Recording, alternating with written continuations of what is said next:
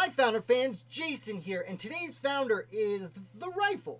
I know we usually talk about people on this channel, but the rifle itself played a really interesting role in the American Revolution. And to help us learn about it today, we are joined by Ethan Yazel from the National Muzzle Loading Rifle Association. Ethan, thank you so much for being here. Thanks for having me, Jason. Absolutely. Now, the rifle was a fairly new weapon at the time of the American Revolution. Am I correct in saying that? New to this continent, I think the first evidence of the rifled barrel goes back to Germany in like the late 1400s, but it was really complex and hard to make. And so those German gunsmiths brought it over to the New World when they came, and it took a while to get the foothold going, but by the time you got to the American Revolution, it was fairly common among the colonists. Fair enough. And at first, was it used as a weapon, or was it more of a focus for hunters on the frontier?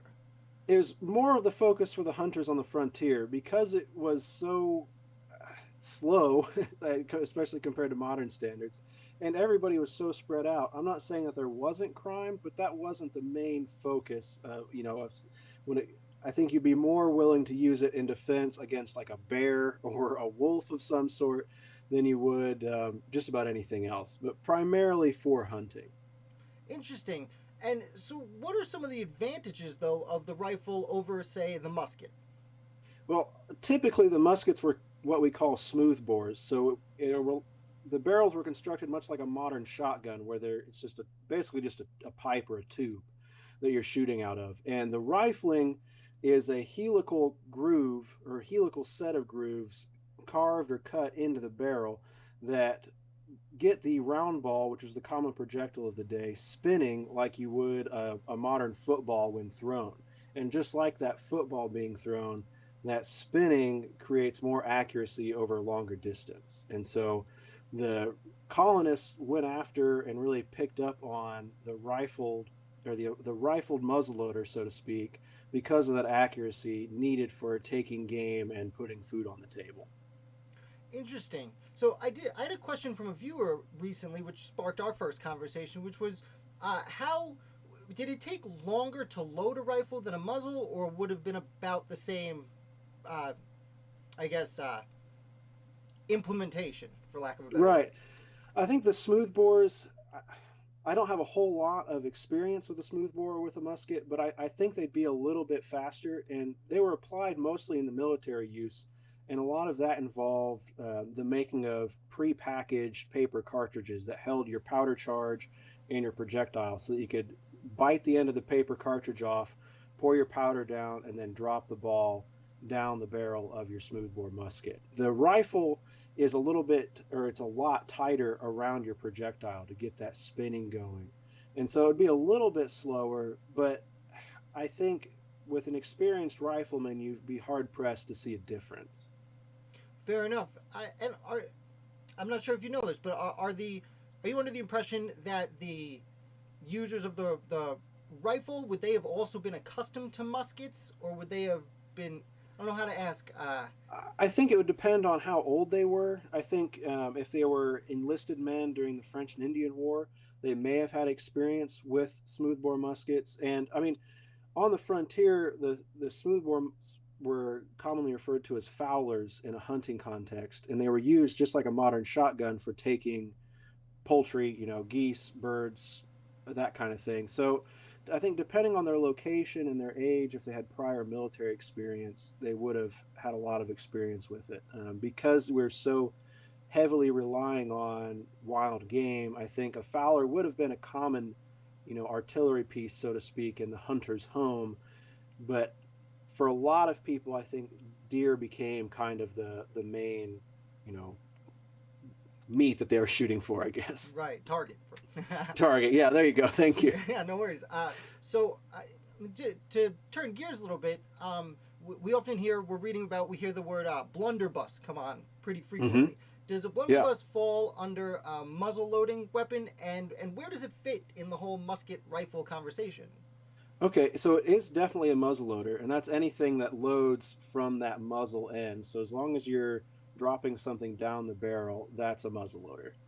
Um, in terms of how it fits into the rifle and the smoothbore musket conversation, it's really a short, large bored musket. So it's a smooth barrel, and it was used kind of like what you saw, trench shotguns used for in the First World War, where it's just a real short packet full of nasty projectiles to just fire in the general direction of an enemy or surprise attack of some sort to kind of clear a pathway.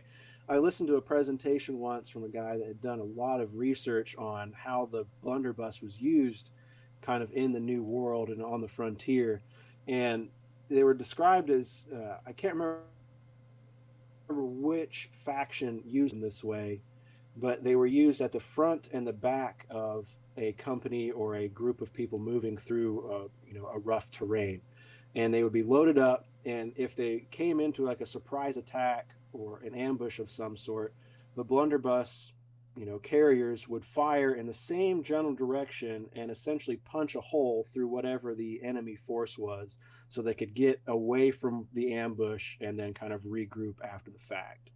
There's a lot of rumors that aren't necessarily historically verified that they could pour pretty much whatever they wanted down the barrel of a blunderbuss, be that lead shot, which is what would be commonly used, or rocks, gravel, glass.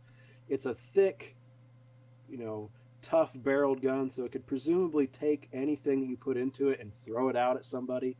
But commonly they were loaded with lead, like we see now. I've got some pictures in my family collection of an original blunderbuss I'll have to send you. It's got a spring-loaded bayonet on the front, which was common for the time. And it's a British-made blunderbuss and still has the British marks on it and everything. You'll get a real kick out of it. Yeah, that's fascinating. I would appreciate that. I'm actually surprised I've never even heard of that. Yeah, it's super. They're super neat. I mean, you could talk just about blunderbusses, I think, for an entire show. Well, I didn't know. I shouldn't have brought it up because now I'm craving that knowledge. Well, you'll have to come back and tell us very, very soon. But before we go, to wrap up, speaking of strategy and to bring it back to the rifle, do you know anything about how the rifle would have been implemented at the time? As we said, muskets were a lot more common, but since rifles could shoot at a greater distance, would they have been integrated with companies that had muskets, or would they have kind of kept separate? I don't know a whole lot about the military history on how they were, put onto the field. From what I've read and heard about and talked about, a lot of the rifle use was kind of in early guerrilla warfare, so to speak.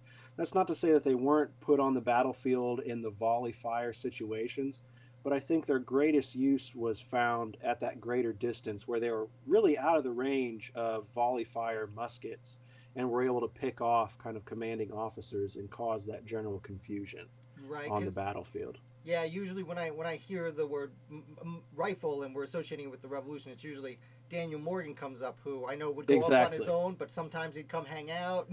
Yeah, essentially do whatever he wanted. I think early on there, especially where you had the massive British Army versus the Continental, and you were bringing in these militias here and there, I think it probably made the men who were used to hunting kind of on their own and at greater distances more comfortable to be allowed to both be on the field and then kind of retreat back to some farther distances, kind of bring them in and out to keep the morale going. Right, yeah, it makes a lot of sense. Well, Ethan, thank you so much for being here, and you got to come back and we'll talk a lot more about blunderbusses next time. That sounds great. Thank you. Excellent. Thank you so much. Yep. Well, Founder fans, again, thank you to Ethan for coming, representing the National Muzzle Loaded Rifle Association. You can check out their website through a link down below. Ethan also has his own YouTube channel for the association, as well as an amazing Instagram page where he posts all sorts of fun pictures from muzzle loaded rifles and other such weapons. So make sure you check that out. Make sure you hit like and subscribe for more interviews and American Revolution content all the time. Thank you so much, and I'll be back with another Founder for you tomorrow.